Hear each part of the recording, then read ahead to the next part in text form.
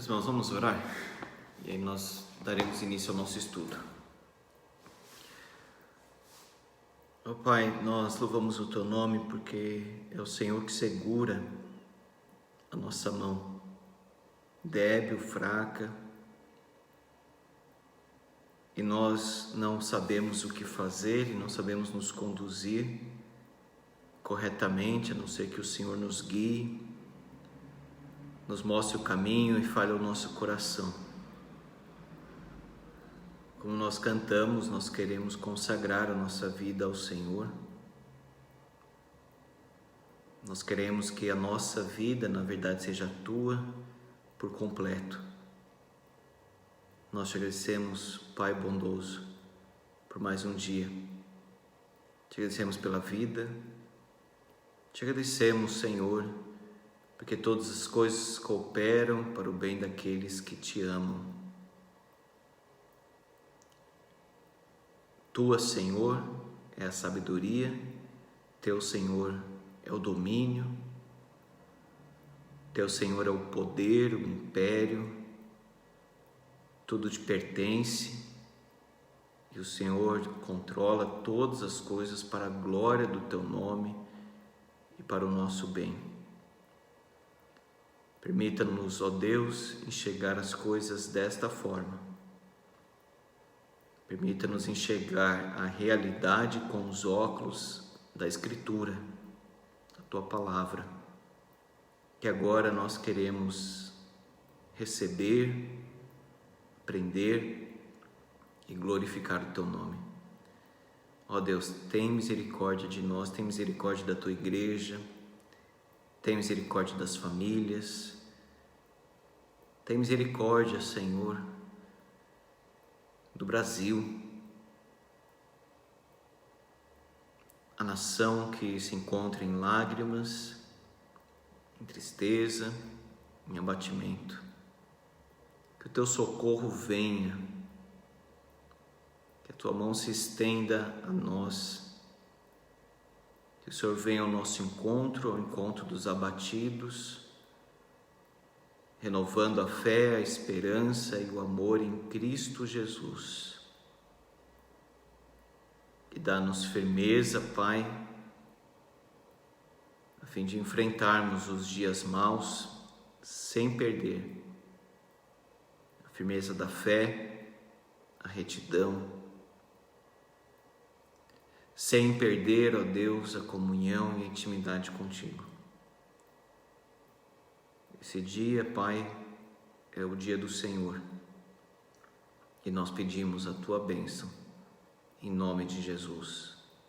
Amém. Meus irmãos, nós começamos aí o livro de Êxodo. Pegue sua Bíblia, por favor, se você ainda não está com ela. E expomos o capítulo 2. O finalzinho foi muito rápido, então vamos lá para o finalzinho do capítulo 2, para expormos aí com mais detalhes, tem muita coisa aqui.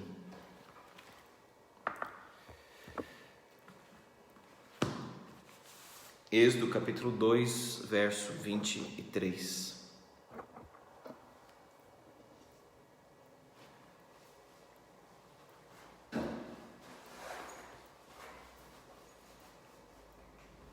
Espero que o som esteja bem. Estou numa sala fechada agora e do lado do Wi-Fi aqui da Vila Nilo.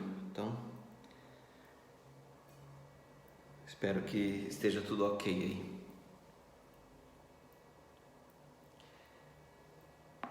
Êxodo 2, 23. Decorridos muitos dias, morreu o rei do Egito. Os filhos de Israel gemiam sob a servidão e por causa dela clamaram, e o seu clamor subiu a Deus.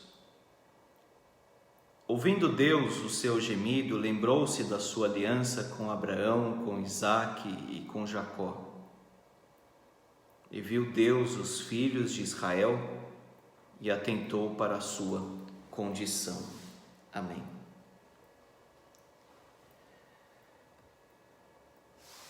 Meus irmãos, esse texto mostra aqui claramente que o povo estava sofrendo, né? E não era pouco.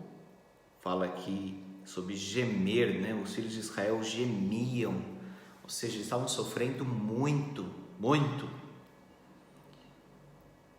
debaixo dessa servidão, dessa escravidão, né? Quando fala servidão, mostra aí uma pessoa se apossando da outra, se assenhorando da outra. Então veja, nós vimos que o povo de Israel cresceu muito, os descendentes de Jacó, que foram lá para o Egito, cresceram muito, em pouco tempo. Alguns estudiosos até falam que poderia ser o caso de gêmeos, trigêmeos, alguma coisa assim, para dar um crescimento ainda mais acelerado, né?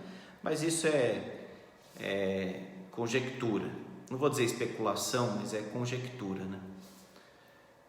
E aí o rei do Egito, né, o faraó, ficou preocupado, porque o povo poderia se juntar e se levantar contra ele. E é assim na política, né? O governante, ele está ali tratando com o povo, ele sempre fica com medo do povo, porque o povo pode se rebelar, né? Sempre foi um medo.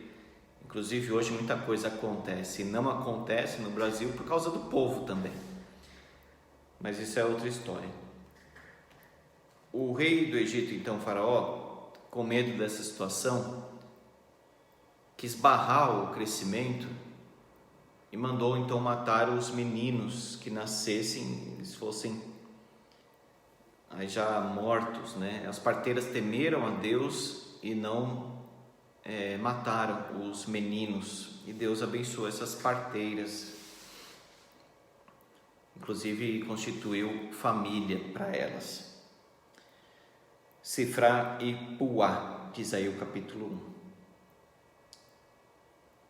1. E veja como Deus abençoa aqueles que guardam a vida das crianças. O aborto é um assassinato. O aborto traz sangue às mãos das nações. Quantas crianças já, que podemos chamar de criança, bebê, não tiveram a sua vida tirada neste mundo, neste ano. Às vezes, meus irmãos, nós nos preocupamos com as coisas assim de uma forma desproporcional. Pense nisso.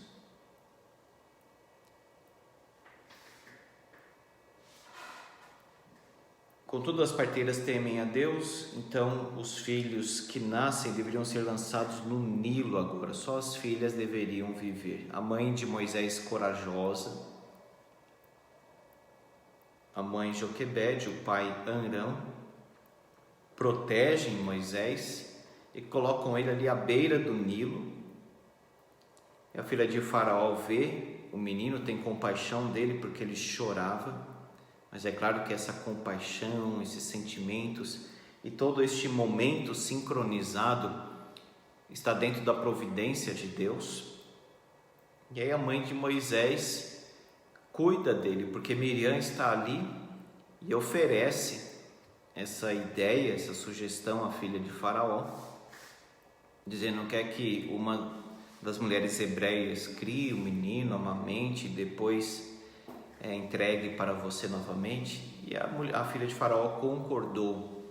Então a mãe de Moisés criou o menino, e diz o versículo 10 do capítulo 2, sendo o menino já grande, ela o trouxe à filha de Faraó. Não sabemos aí a idade exatamente, mas tem algo de 12, 14 anos. Ele já estava, digamos assim, com aquela formação e aquela identidade israelita dentro dele. Isso não morreu, como nós já vimos na última aula, não vamos entrar muito nisso.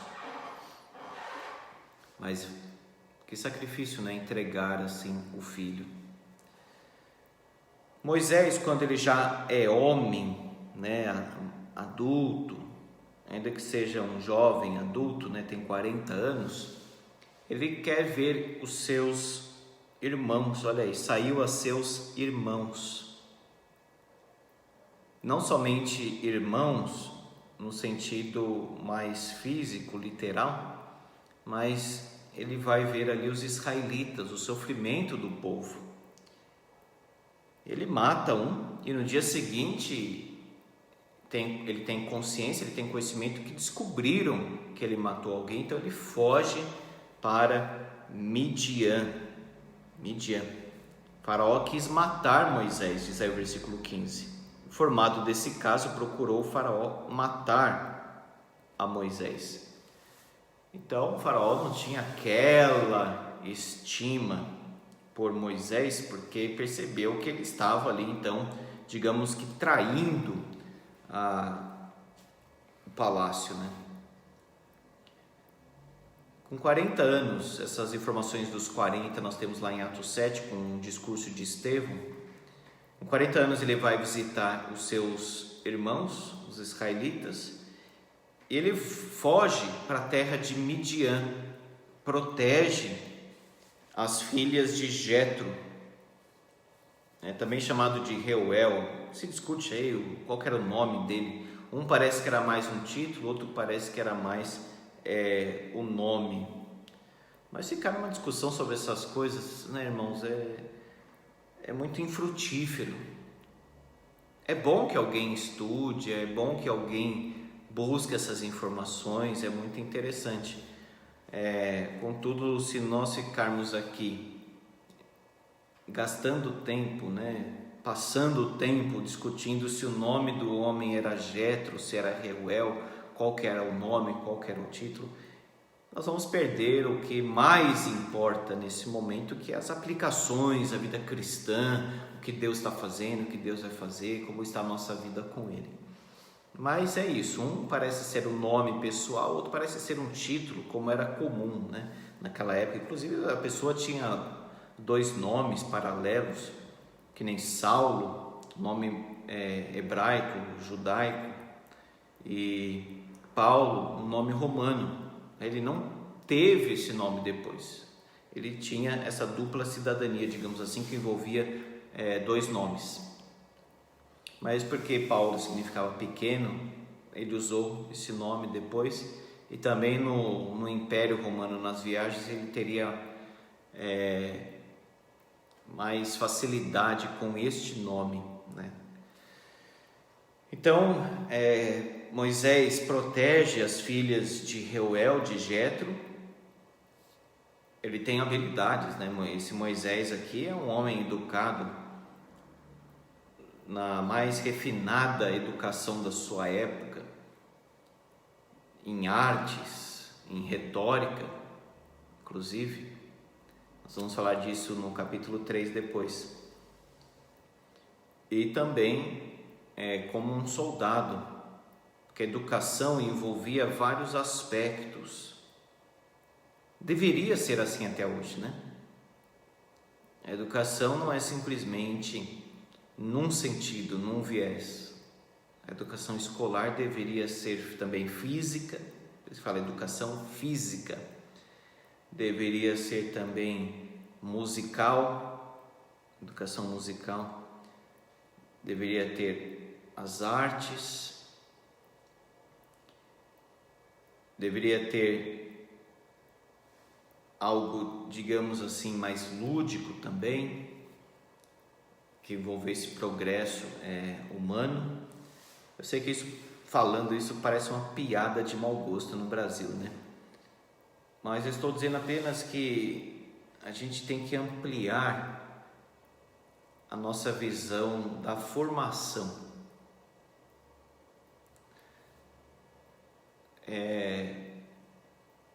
Uma criança, um adolescente, um jovem, ele não deve ter uma formação num viés apenas, ou seja, ler livros, decorar tabelas, decorar números e etc. Ele tem que ter uma formação ampla, até porque o desenvolvimento intelectual está ligado ao desenvolvimento do corpo, alimentação. As escolas fora do Brasil, elas adotaram, por exemplo, xadrez, elas adotaram outras coisas, sabiam que iam desenvolver a concentração numa época de muita distração e devaneio. Então Moisés, ele tem essa preparação. Por que eu estou falando tudo isso? Não é uma divagação, espero eu. Ele tem essa formação ampla, porque esta formação será útil no ministério dele. Muitas vezes, meus irmãos, a pessoa nem é cristã, está totalmente fora da igreja, mas Deus já está conduzindo a vida dessa pessoa, porque nós já somos eternamente de Deus. Existe um momento em que Deus nos resgata, mas nós já somos eternamente de Deus no coração dele. Então muitas coisas que a pessoa viveu, experimentou, na verdade Deus já estava preparando para uma obra maior. Foi assim com Moisés, certamente. O apóstolo Paulo também teve uma educação de várias culturas. É um homem que transitava com muita liberdade na sinagoga, na praça, ou seja, na ágora. Ora ele fala com os judeus, ora ele fala com os filósofos, epicureus, estoicos, lá em Atos 17. Levam ele lá para o Areópago, onde grandes filósofos do passado fizeram um discurso. Então, Deus, Ele sabe o que faz antes mesmo de sermos dele. Pense nisso. O que você passou, qual é a sua formação, qual é a sua preparação, qual é o seu dom, qual é a sua utilidade. Então veja, o Moisés aqui versátil.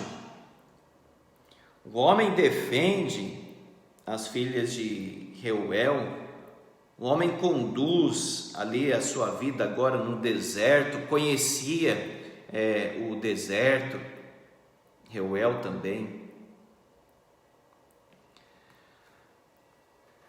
Esse é o lado humano da coisa, tá?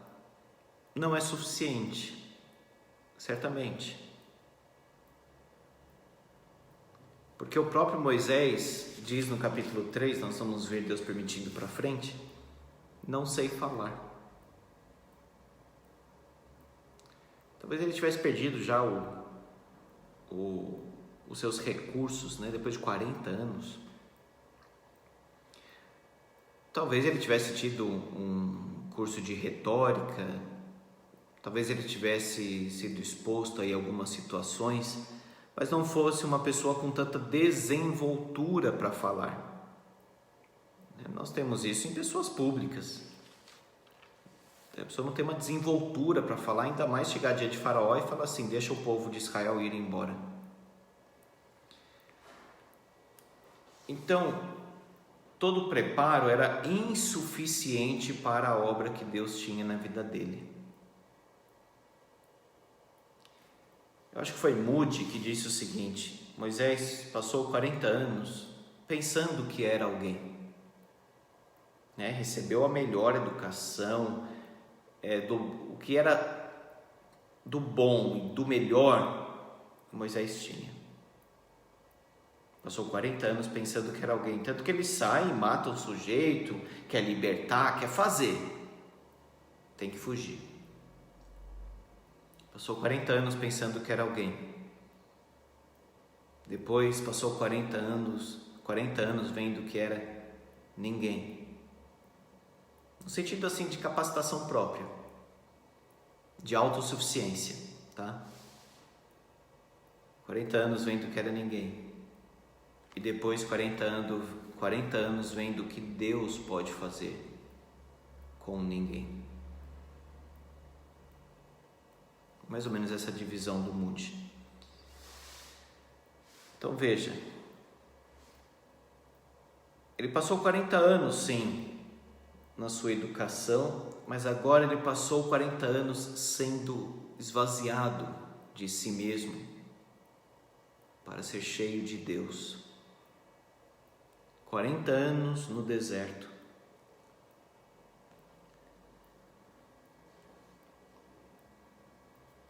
Meus irmãos, se nós queremos ser usados por Deus, nós precisamos esvaziar de nós mesmos para sermos cheios de Deus, cheios do Espírito Santo. Ninguém pode entrar na obra. Não estou falando de pastores, estou falando de todos os crentes. Ninguém pode entrar na obra dizendo: eu quero isso, eu quero aquilo, eu posso isso, eu posso aquilo. Nós temos que entrar na obra dizendo: Deus, seja feita a tua vontade.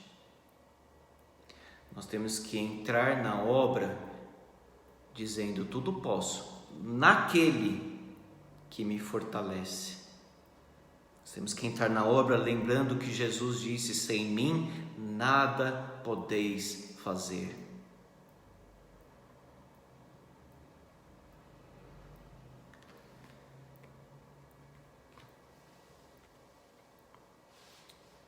Observe então que Moisés, ele se precipitou quando ele quis ali agir como um juiz de Israel. Estevão fala lá em Atos 7 que ele cuidava, ele pensou que os seus irmãos entenderiam que Deus os queria livrar por intermédio dele, mas seus irmãos não entenderam. Então foi uma espécie de orgulho, de precipitação, e diante do medo e desse conflito, ele fica distante, alienado. É um período em que Deus trata, viu? Deus trata. Moisés longe de casa, longe da sua mãe, longe do seu povo, no deserto.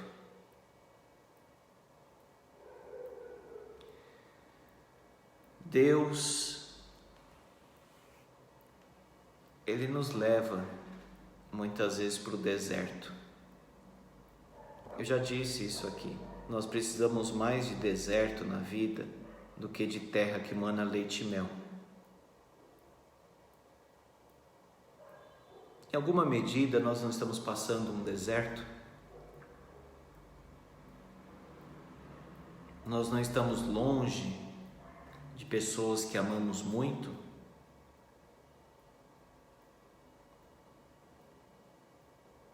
Há aí um paralelo com Moisés.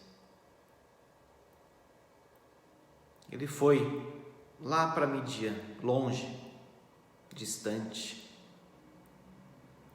E quando Deus o chama, ele não quer voltar mais. O que está acontecendo com a sua vida nesse período?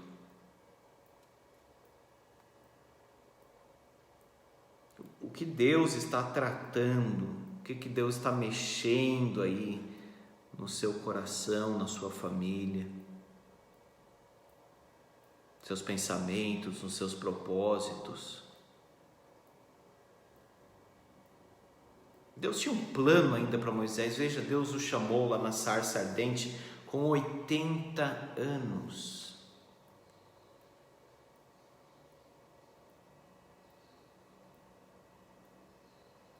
Veja, não é o fim, não entregue os pontos. Não pense que agora já não tem jeito mais. Não faça isso. Deus tinha algo novo para Moisés. A Bíblia diz: na velhice darão ainda frutos. Serão cheios de seiva, porque estão ligados ali à fonte da vida, Jesus Cristo, e vigor.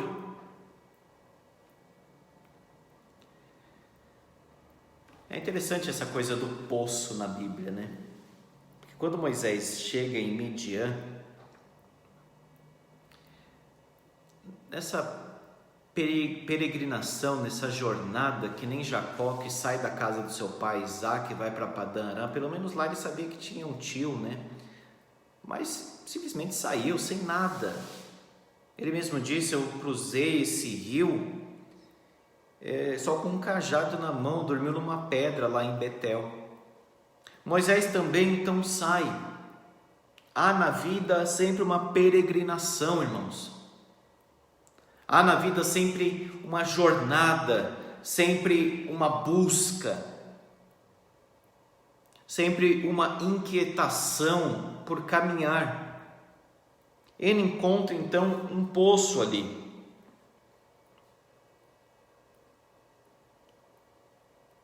Veja, parece que as coisas estão assim sem rumo, né?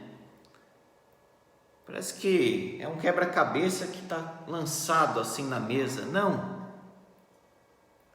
Os encontros e desencontros, as caminhadas, os exílios, os isolamentos, Deus está por trás disso tudo. Não estou dizendo que Deus pegou o vírus e lançou assim na humanidade. Não estou dizendo isso. Estou dizendo que Ele está no controle. Existe um propósito maior em tudo isso. Veja, Moisés se levantou e as defendeu e deu de beber ao rebanho. Ele encontrou ali a sua esposa Zípora. Teve 2 filhos com ela.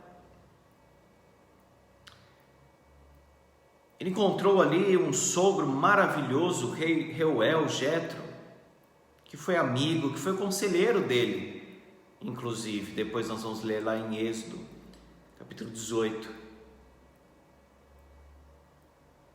Deus pode fazer grandes coisas em momentos difíceis. O poço de Jacó, lá em 29, Gênesis capítulo 29. O poço em que Jesus encontra a mulher samaritana e oferece a ela a água da vida. Grandes encontros, grandes momentos ordenados por Deus. É interessante que essa ideia de poço aí que aparece, sempre há algo de Deus ali acontecendo. Sempre há um auxílio, um socorro. No caso de Jacó lá, no capítulo 29, João capítulo 4 e aqui também. O Deus de Moisés, o Deus de Israel, o Deus das nossas vidas, Ele nos atende. Ele nos ouve, Ele nos vê. Observe, os filhos de Israel gemiam sob a servidão e por causa dela clamaram, e o seu clamor subiu a Deus. O que faz no sofrimento? Eu estou sofrendo, eu estou gemendo, sob a servidão talvez. Mas veja, por causa dela clamaram. Está sofrendo? Então que isso seja um impulso ainda maior para você orar.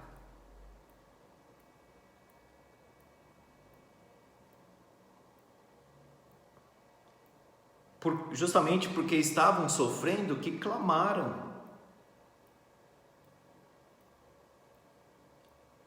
Ouvindo Deus, veja, nós clamamos porque Deus ouve, porque Deus se inclina para ouvir, diz a Bíblia, numa imagem maravilhosa, que Deus se inclina para ouvir o que o seu povo está dizendo. É uma atenção total.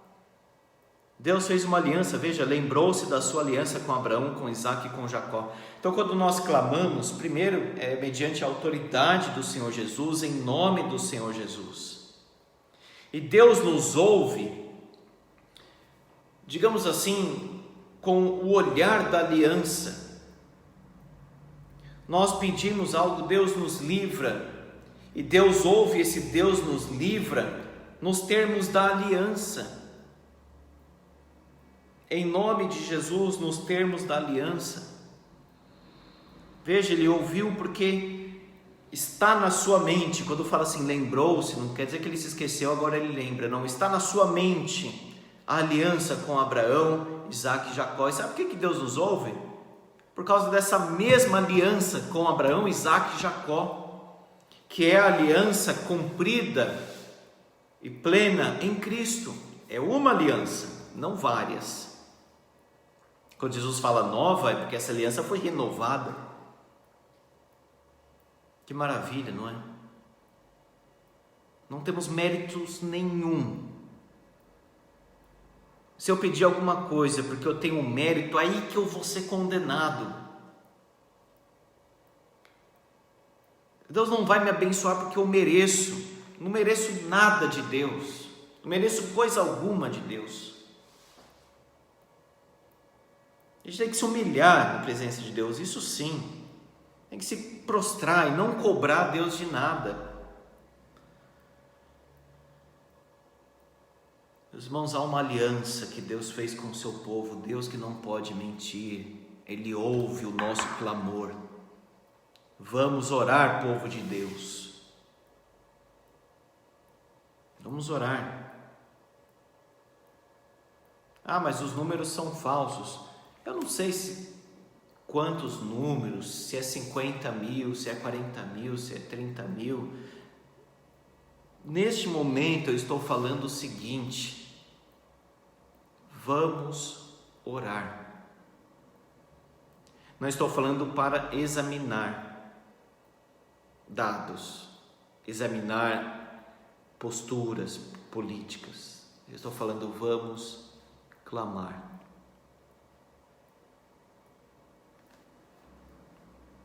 Porque Deus ouve, porque Deus fez uma aliança com o seu povo, Deus de aliança, Deus que não pode mentir. Como é bom saber que Deus nos ouve. Naquele momento difícil da sua vida, ou neste momento difícil da sua vida, a certeza que você pode ter é a seguinte: Ele me ouve.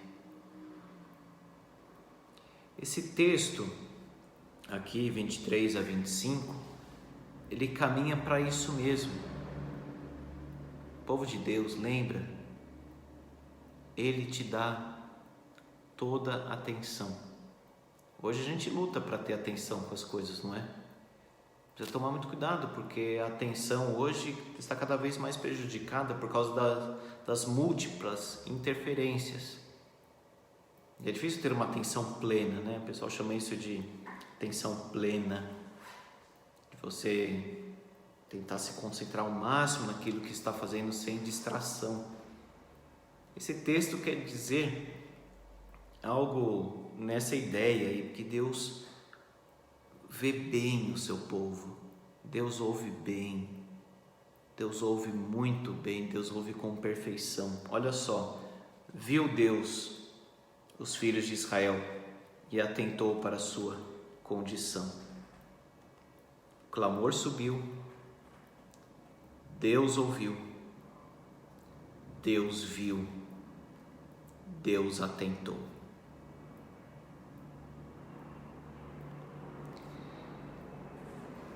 Viu Deus os filhos de Israel e atentou para a sua condição. O texto sugere o seguinte: Deus viu. Ele chegou bem perto e viu. Essa é a ideia. E viu Deus os filhos de Israel e conheceu Deus. É a tradução mais rústica e literal desse texto, que é exatamente o que está aqui. Ele viu, ele atentou, ele chegou perto. Na história, quando os líderes, né, reis, presidentes, seja lá quem for, quando o povo estava sofrendo, eles estavam assim distantes, isso era assim o máximo da indiferença. Um bom líder, como vemos lá em Josué, dorme no acampamento com os soldados. Um bom líder vai para a guerra. Não fica seguro longe do povo. Ou seja, Deus não está lá indiferente à dor do seu povo. Deus está ali com o seu povo. Deus está ouvindo o clamor. Deus está vendo. Deus atenta. Viu Deus os filhos de Israel e atentou para a sua condição. O Senhor vê a nossa dor. O Senhor ouve o nosso clamor. Deus não é indiferente. Deus não vê simplesmente números, como algumas pessoas tratam com indiferença. Deus nos vê como filhos. Você que é pai, mãe, sabe o que é ter um sentimento por um filho. O que é ver o filho chorar, sofrer, gemer. Ah, Deus é assim? Deus é muito mais do que nós. Então, imagina, se você ama muito o seu filho, quero crer que todos os pais aqui amam muito os seus filhos, você pense então que Deus é muito mais que nós. É um amor muito além do nosso, muito. Ele se coloca ao nosso lado. Quando fala sobre o Espírito Santo lá em João, é aquele consolador, aquele que se coloca ao nosso lado, companheiro, amigo, pai. Deus é um bom ouvinte, Deus ouve. O povo está clamando, Deus ouve. Coloque então a sua vida diante de Deus. Mantenha acesa aí a sua vida de oração.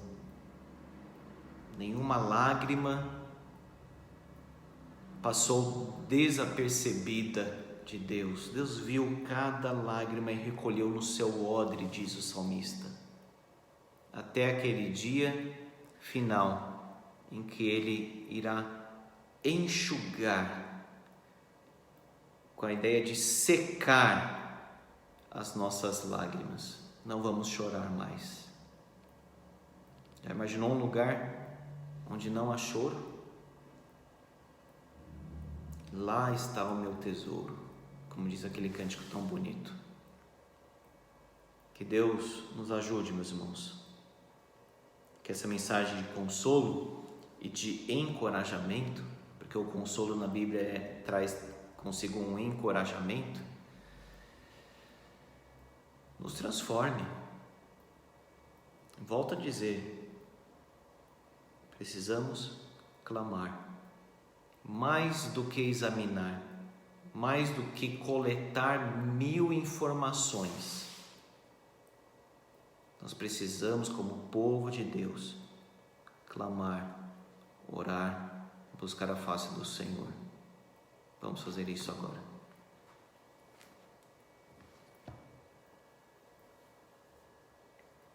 Pai,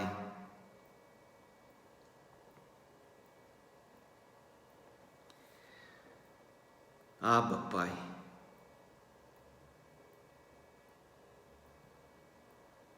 tudo te é possível.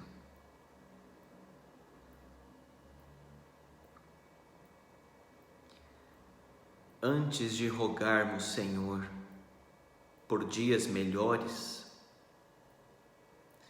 por um sistema de saúde melhor, antes de rogarmos, Senhor, Criador dos céus e da terra, por uma economia melhor, Nós queremos clamar agora que o Senhor nos dê um coração melhor.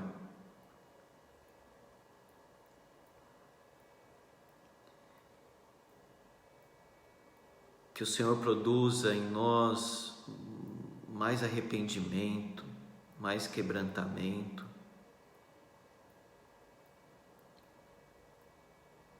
Porque, Senhor, nós ficaremos alegres se tudo voltar ao normal, como as pessoas falam, mas e se nós não formos transformados? E se nós não crescermos? E se continuarmos distantes do Senhor?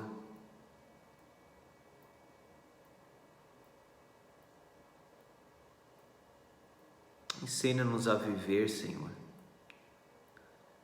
Porque nós temos medo da morte muitas vezes, mas não pedimos para que o Senhor nos ensine a viver. Nós estamos na Tua presença. Nós somos o Israel do Senhor.